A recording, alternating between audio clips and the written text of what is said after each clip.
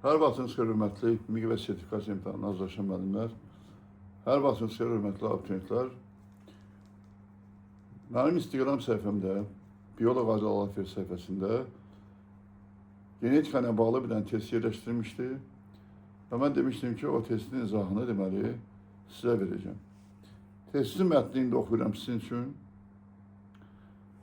Deməli, böyük ya kiçik ya, lövhədə yazılıb, baxın bir dənə. Böyük ya kiçiyə, böyük və kiçik bir. Ulusun böyük ya kiçiyə, böyük və kiçik bir çaprazlaşması zamanı erkək fərd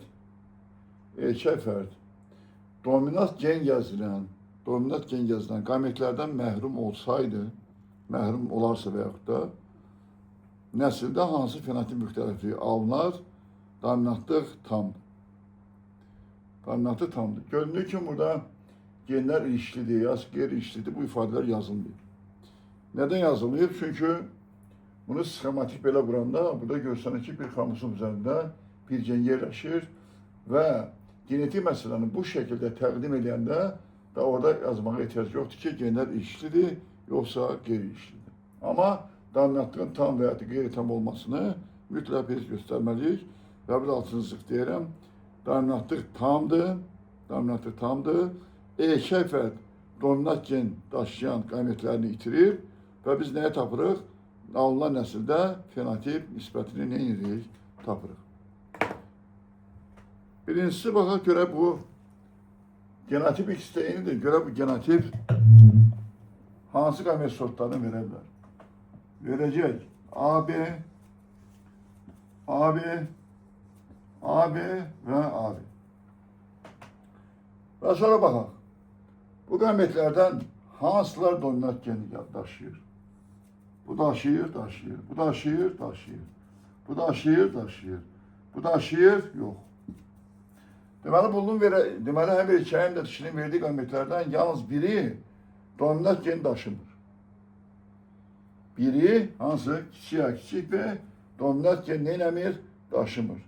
Və dominant gen daşıyan qametlər hardan düşüb? Erkək deməli fərddən düşmüş olur. Bunu da aydınlaşdırdıq. Və bunu da aydınlaşdırandan sonra mən adətən genetik məsələləri işləyən zaman Pinnet cədvəli qurmuram. Yəni bu dəqiqə onun rahat yolunda sizə öyrədəcəm. Yəni genotipləri birbaşa yazdım. Çünki Pinnet cədvəlinin içərisindən onu çıxartmaq mənə zaman aparır, həm də ki sonradan onları ayırmaq da çətin olur. Amma sistemli şəkildə yazanda çox işimiz rahat olur. Genlər işli deyil, deməli biz nohut misalında bu testi həll edə bilərik. Bu çarplaşma zamanı alınan genotiplər, əvvəlcə mən Saramanın genotipləri yazıram. 1. Sonra bir tərəfini dəyişirəm. Eləm bir alimət görə heterozigot, gəlində Saraman olur.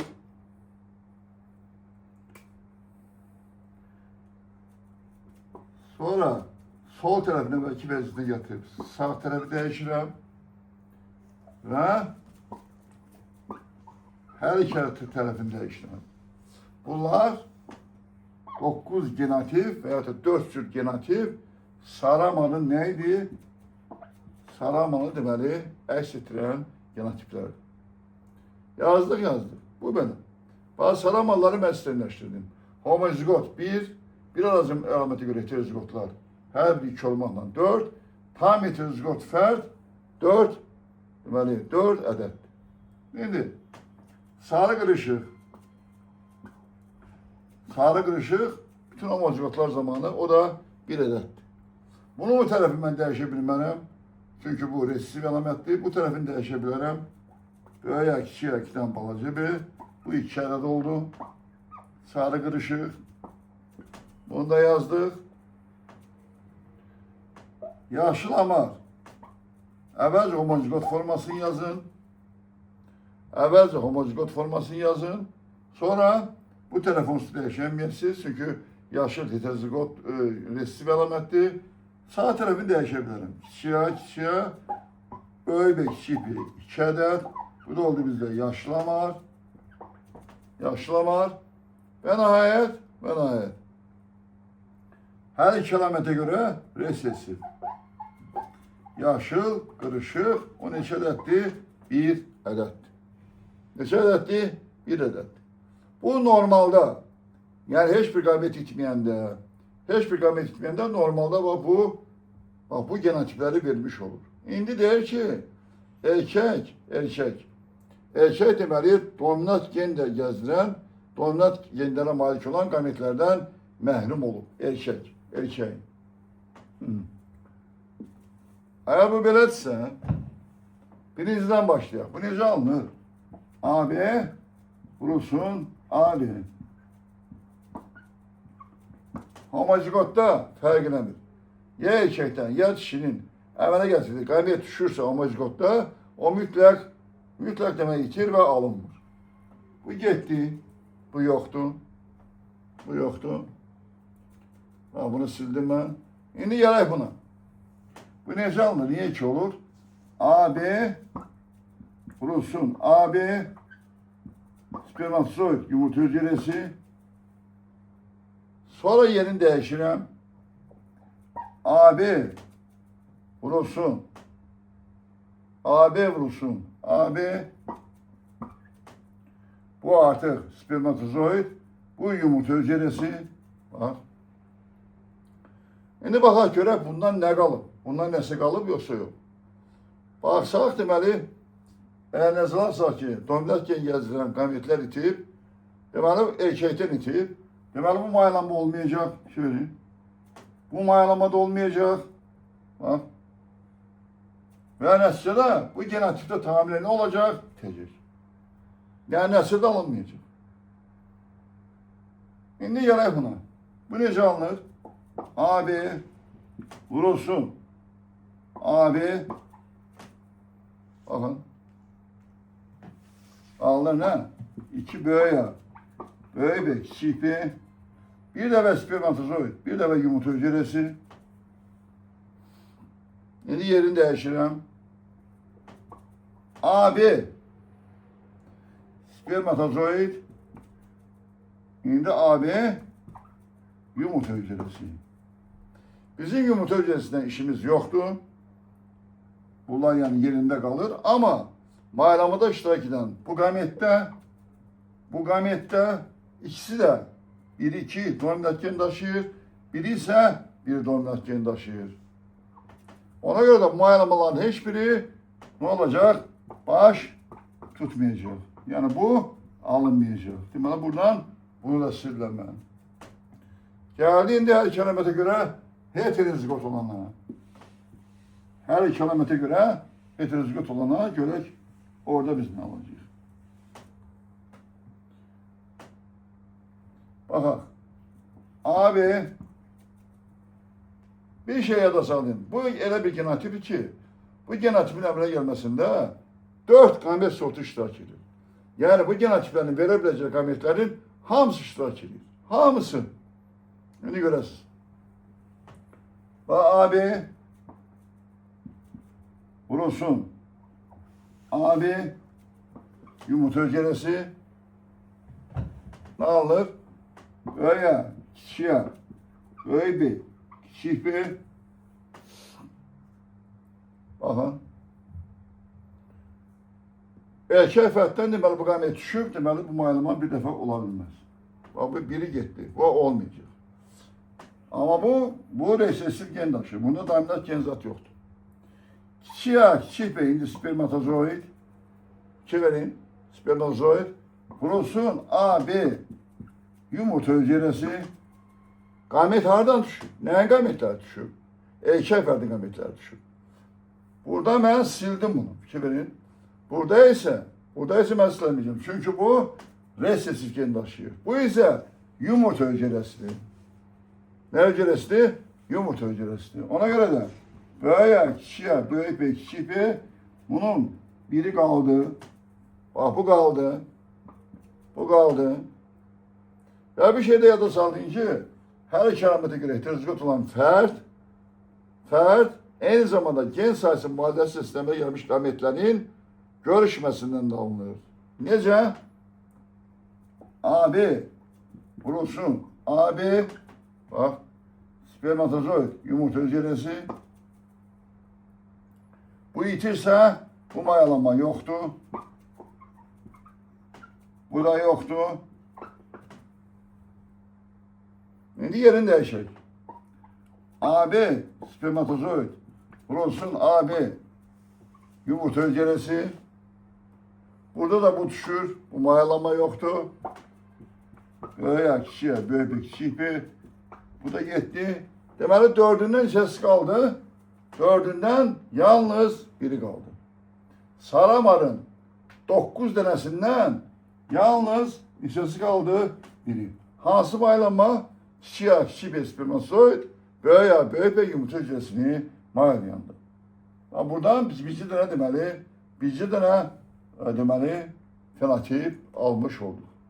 Kalan hiçbiri alınmadı. Ve burada bile qeyd bu genotipin alınmasına 4 gamet sortun 4'ü iştirak edir normalde.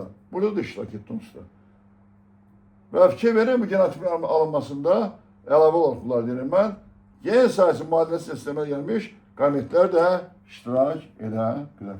Ona göre sayı 4 olur. Ben buradan Saramar'dan bize ne kaldı? Bir tane. Hansı maylanma? Bu maylanma.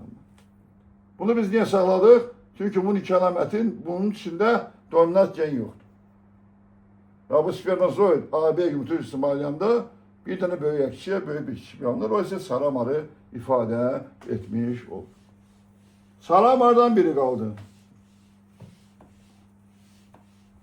Şimdi gene sarı kırışığı. Sarı kırışık bakın. Sarı kırışık bu nece alınır? Sarı kırışık alınır böyle. Bir varyant AB vurulsun. AB alınır. Bak bu spermatozoid yumurta hücresi. Spermatozoid düştü veyahut da ofisinin en spermatozoidde kesitsem, değişsem geldiğini işe alınacak. Demeli bu silindi. Bu alınmayacak iş. Homozigot gitti. Şimdi buna bakalım. Bu ne canlı? AB vurulsun AB spermatozoid yumurta hücresi. Gamet nereden düşüp? Spermatozoid. Şeferdin dominant gen taşıyan. Bu dominant gen taşır. Bu taşır. Yok. Ama bu nedir? Spermatozoidti. Bu düştü. Bu mayalanma olmayacak ve bu alınmayacak. Ama bunu biz tersinden fırlatsak abi spermatozoid. Bunu ben niye silemiyorum? Çünkü onda dominant gen yoktu. Bu AB yumurta hücresini mayalayanda alınır. Böyle kişiye, böyle kişiye 2 tane balacı bir. Bu mayalama niye alındı? Çünkü bu dominant geni taşımır. Bu ise yumurta hücresi değil. Bir de yazısallam gametler aradan düşüp erkek fərtdən düşüp. Deməli buradan da 2'den hissesi kaldı biri. Bir tane neyimiz var? Bir tane saramar, bir tane de var sarı kırışığımız. Burada da biri kaldı. Şimdi gele yaşlamana.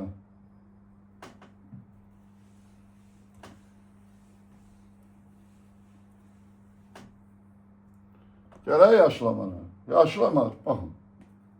Abi vurulsun abi. Spermatozoid yumurta hücresi. Fark edemir. Yumurta hücresi spermatozoid de ikisi de aynı gamet sort taşır. Ona göre de her ikisi de dominant gen taşır. Bu maylama baş tutmaz ve bu alınmaz. Bak bu gitti. Bu alınmaz. Geldi buna. Bunun bu hissesi AB spermatozoid bulunsun. AB yumurta hücresi alınır. Böyle kişiye böyle kişi. Niye alındı? Daha doğrusu niye alınmayacak? Çünkü bundan işimiz yoktu. Bu ancak resistif gen taşıyor. Bu dominant gen taşıyor. Ve iten nedir? Erkek ferdin gameti yani spermatozoid. Ona göre bu mayalama olmayacak. Gitti. Şimdi yerini değişecek. AB spermatozoid, vurulsun AB yumurta hücresi. Gamet nereden düşüyor? Erkekten düşüyor. Bu dominant gen gezdirir? Yok. Yumurta hücresi gamet bitirip? Yok. Ama buradan bak alınacak. İki balaca, böyük bir çipi. Bu ikiden hissesi kaldı biri. O ne ifade edirdi? Yaşıl hamarı. Bak. Onun da biri kaldı. Gelen ayet sonuncuya AB vurulsun AB alınır iki balaca bir. Bunu ben ihsar edebilmem çünkü bu yaşlı kırışıklığın alınmasında dominant genler ümumiyyətlə iştirak etmir. Onun əmələ gəlməsində iştirak edən qamet yalnız resesif genler taşıyır. Deməli, sonuçta 16 kombinasiyadan cəmi 4'ü kaldı. Bir dənə sarı amar, bir dənə sarı qırışıq, bir dənə yaşlı amar ve bir dənə də yaşıl deməli qırışıq. Testimizin cevabı 1 bölünsün 1, bölünsün 1, bölünsün 1. Sarı amarın heterozigot forması, sarı qırışığın da heterozigot forması, yaşlı amarın heterozigot forması, yaşlı qırışıq bu heterozigot ola bilməz. Çünkü her iki əlaməti nədir? Resesifdir. Abi testler benim yazdığım sınav testlerinde de ve ümumiyyətlə bütün izahlarda da belə genişlemesiyle ne olur? İzah olur. İnşallah gələn həftənin bazar günü planımızda var ki genetikadan canlı yayım eləyək. Suallarımızı gözləyirəm. Orada genetikanın bütün mətlərinə mən toxunacağım. Abituriyentlərin maraqlarından, Mİ və sertifikasiya imtahanı hazırlaşan müəllimlərin maraqlarından suallara, hansı hissələr genetikada onlara çətinsə o hissələri izah edəcəm mən. 1-2-3 saat canlı yayımız olacaq. Hamınızı canlı yayıma dəvət edirəm. Allah'ımızı zeyn aydınlığı versin. Tanrı millətimizi qorusun. Tanrı Türk'ü qorusun. Allah'a emanet olun.